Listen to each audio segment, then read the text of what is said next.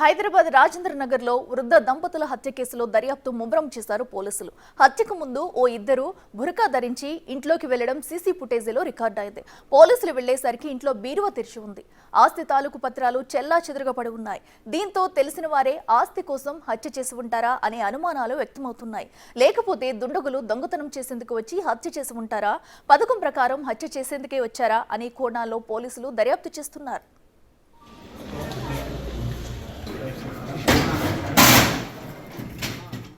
దర్యాప్తులో భాగంగా మృతులు ఫోన్ కాల్స్ డేటాను సేకరిస్తున్నారు. సీసీ డేటా తర్వాత 5 బృందాలుగా ఏర్పడిన పోలీసులు నిందితుల కోసం గాలిస్తున్నారు. ఇంట్లో ఉన్న డబ్బు, బంగారం చోరీ గురించి ఎలాంటి స్పష్టత రాలేదు. ప్రస్తుతం సీసీ ఫుటేజ్, టెక్నికల్ ఎవిడెన్స్ ఆధారంగా దర్యాప్తు చేస్తున్నట్లు తెలిపారు పోలీసులు.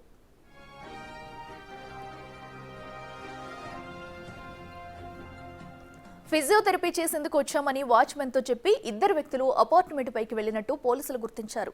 ఒకరు బురకా ధరించారని వాచ్మెన్ చెబుతున్నారు. మృతుడు అబ్దుల్లా SBIలో ఉద్యోగం చేసి రిటైర్డ్ అయ్యారు. ఇటీవలే 5 అంతస్తుల బిల్డింగ్ నిర్మించుకున్నారు. పిల్లలు అమెరికా, ఆస్ట్రేలియాలో స్థిరపడటంతో 4 అంతస్తులు అద్దెకి ఇచ్చి అదే అపార్ట్మెంట్లో ఉంటున్నారు.